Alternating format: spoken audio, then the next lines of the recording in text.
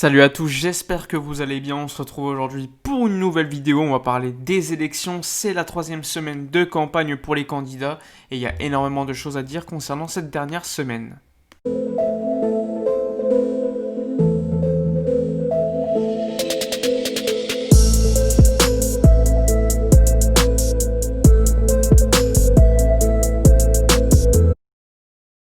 Tout d'abord, on est obligé de parler du fait qu'il y a des doutes concernant la tenue des élections, puisque normalement les élections devraient se dérouler le 24 janvier, mais avec le Covid-19 et les protocoles sanitaires qui ont été renforcés en Catalogne notamment, il y a énormément de doutes. Ce qu'il faut savoir, c'est qu'aujourd'hui, il y a eu des réunions. Il y a eu des réunions entre toutes les parties, et pour l'instant, les décisions ont été prises, c'est que les élections vont continuer à être organisées le 24, mais attention, ça peut énormément changer. Chaque jour, il peut y avoir un gros changement selon les décisions du gouvernement. Le ministère de la Santé a d'ailleurs parlé en Espagne et expliqué concernant la tenue de ces élections que pour l'instant, les élections étaient bien prévues pour le 24 et que vu l'évolution du Covid-19, il était possible qu'il y ait des décisions qui soient prises dans le futur, mais pour l'instant, le principal, c'est que la démocratie soit respectée et que ces élections continuent d'être organisées le 24 comme d'habitude, comme prévu. Il faut savoir également, c'est qu'il y a énormément des pré-candidats qui ne vont pas obtenir le nombre de parrainages nécessaires pour devenir officiellement candidat aux élections présidentielles du Barça.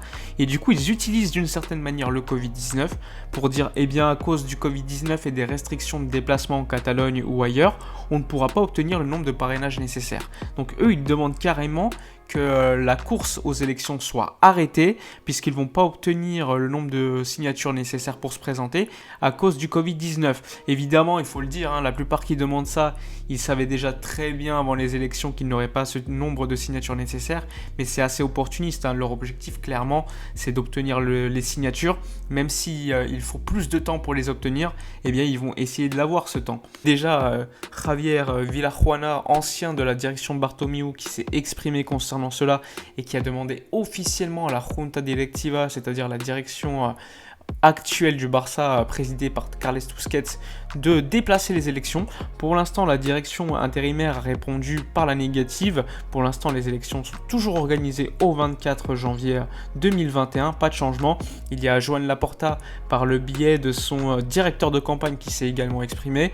Il a expliqué qu'il fallait absolument que les élections soient organisées le 24, tout simplement parce que le Barça était dans une situation très compliquée, d'urgence, qu'il était nécessaire que ces élections soient bien le 24 pour que le club puisse être sauvé avant les prochaines échéances, sachant qu'il y a le mercato qui va se finir au mois de février, donc il faudra qu'il y ait un président d'ici là aux commandes. Pour l'instant, quand tu regardes, tu as 3 candidats qui se sont exprimés pour ajourner les élections. Donc Freixa, Villajuana et Emilia Rousseau, des candidats qui ont été dans la direction de Bartomeu ou encore Sandro Rosell assez étonnamment. Je pense tout simplement qu'ils savent qu'ils n'auront pas forcément les parrainages, même si Toni Freixa pourrait les obtenir. Je pense qu'ils veulent quand même que la direction intérimaire reste le plus longtemps pour sauver les fesses de Bartomeu, parce que plus la direction intérimaire reste longtemps, plus par des ventes de joueurs, plus par certaines décisions économiques, ils vont pouvoir diminuer la dette créée par Bartomeu. Et ensuite, lorsque le prochain président arrivera aux commandes, il y aura des dettes cachées qu'on ne pourra pas forcément attribuer à Bartomeu, alors qu'en réalité, il y aura bien une dette qui aura été creusée par José María Bartomeu, mais il ne sera pas responsable de celle-ci. Donc leur objectif, c'est clairement cela, à mon avis. Donc espérons que les élections soient bien le 24 janvier. Il faut savoir que les élections auraient pu être organisées bien plus tôt, mais Carles Tusquets à l'époque a décidé de retarder le maximum possible. Je le rappelle, lorsque la motion de censure a été validée, normalement Carles Tusquets, directeur intérimaire du Barça, devait organiser les élections sous 90 jours. Or, devinez le 24 janvier c'est quel jour? C'est le dernier jour, le 90e. Donc s'il y a un report, il y a des risques pour Carles Tusquets. Donc d'une certaine manière, il veut sauver les fesses de Bartomeu, mais de l'autre, s'il n'organise pas les élections le 24 janvier, il y a des risques pour lui de poursuites judiciaires de la part de Socios, qui vont déclarer qu'il n'a pas respecté les statuts du club, qu'il y a normalement des droits qui n'ont pas été respectés, et bien il y aura des risques pour lui. Donc c'est pour cela que je pense que Tusquets c'est également le cul entre les deux chaises, donc on verra bien ce qui va se passer, mais pour l'instant c'est plutôt inquiétant, même si je pense que les élections vont bien être organisées le 24 janvier. Faut pas non plus oublier que dans leurs attestations en Catalogne, tu as une case concernant la politique. C'est-à-dire que si tu coches cette case, tu peux sortir dehors, exercer tes droits politiques. Donc pour moi, si ça bouge pas, les élections vont bien être organisées. D'ailleurs, c'est dans ce sens-là que le ministère de la Santé en Espagne a déclaré que normalement, on devrait bien être organisé ces élections le 24 janvier. De toute façon, on va suivre avec beaucoup d'intérêt ce qui va se passer ces prochains jours. Avec le Covid-19, rien n'est assuré. Tout peut changer d'un jour à l'autre. Donc il faudra être attentif à ce qui va se dérouler lors des prochaines semaines. En tout cas, maintenant on va parler des projets, de ce qui s'est passé ces dernières semaines au niveau des déclarations des divers pré-candidats. En commençant par Victor Font. Victor Font qui a sorti des vidéos promotionnelles pour sa campagne avec de manière assez intelligente, il faut le dire, une pancarte où on voit Nostalgie en hommage ou en rapport avec Laporta qui avait fait une pancarte à Madrid avec sa tête. Et évidemment, Victor Font veut démontrer que la nostalgie ne va pas servir pour aider le club dans le futur, même si évidemment, dire ça c'est dans l'intérêt de Victor Font, parce qu'il sait que Laporta a une expérience très intéressante, il a déjà sauvé le club, il faut le dire, c'est quelqu'un qui a énormément de succès au club, et dans son intérêt, c'est de parler de nostalgie, même si dans les faits, je pense qu'on parlerait beaucoup plus expérience positive pour Laporta, puisque comme je vous l'ai dit, lorsqu'il a été président du Barça, il faut le dire, le Barça était largement bien plus respecté que sous Bartomeu ou encore Sandro Rosell.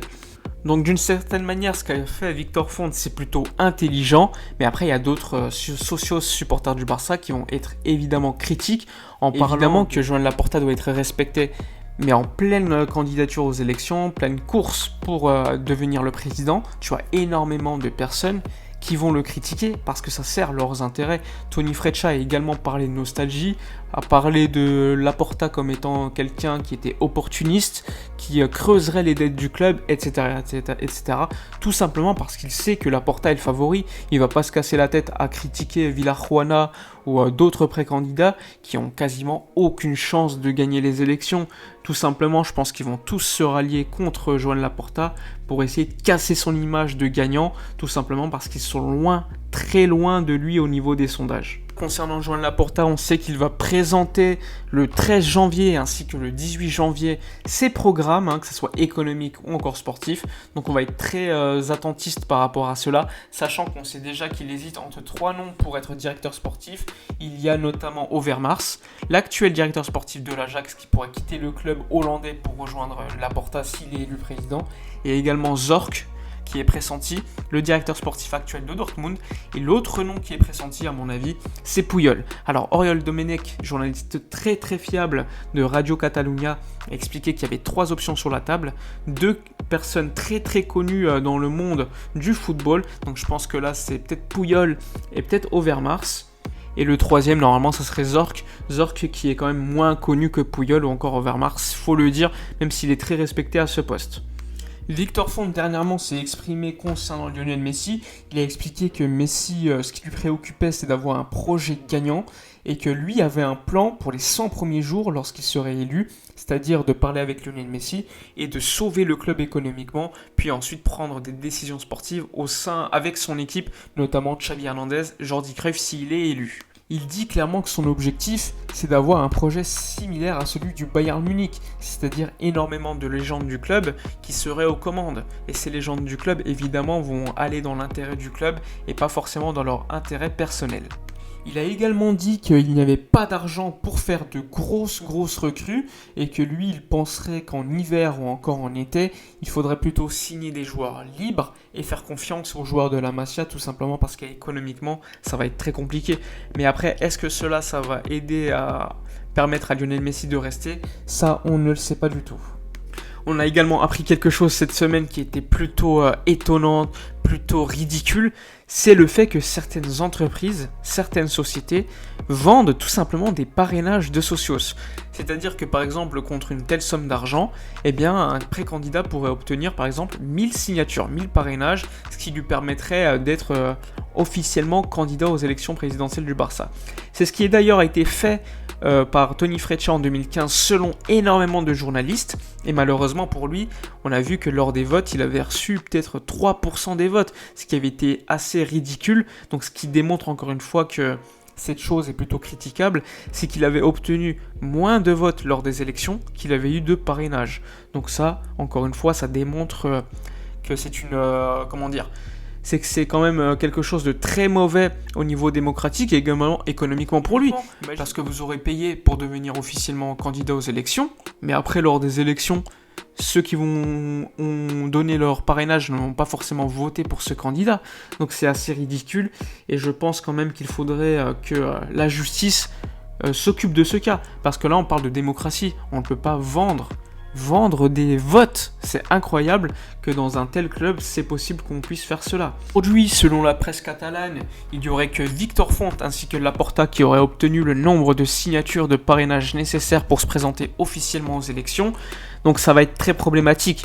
Je pense que plus il y aura de candidats, plus Laporta aura de chances de gagner.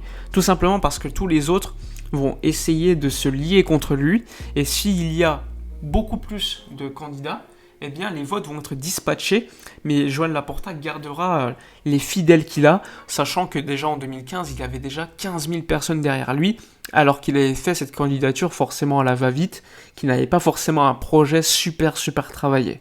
Enfin bref, n'hésitez pas à donner votre avis dans les commentaires, c'est la fin de la vidéo, comme d'habitude, abonnez-vous à la chaîne, c'est très important pour moi, n'oubliez pas de liker, commentez et partagez. Nous on se retrouve pour une prochaine vidéo et d'ici là, comme d'habitude, portez-vous bien.